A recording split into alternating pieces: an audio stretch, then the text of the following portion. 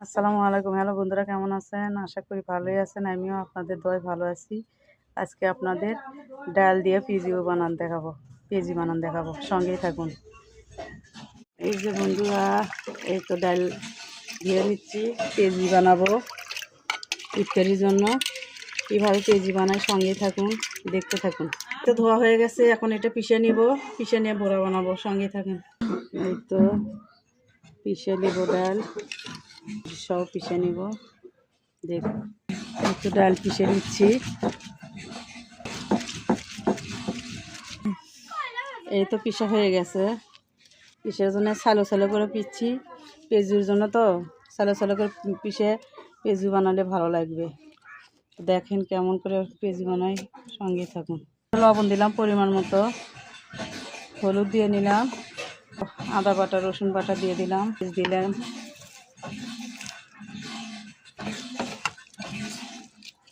পাতা দিয়ে দিলাম, মরিচ সেই দিচ্ছি, ওই জন্য মরিচ আলাদাভাবে করে দিইনি।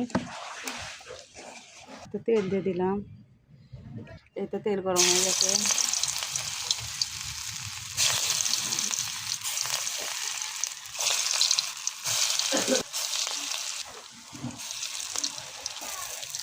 এই তো হয়ে গেছে পেঁয়াজি।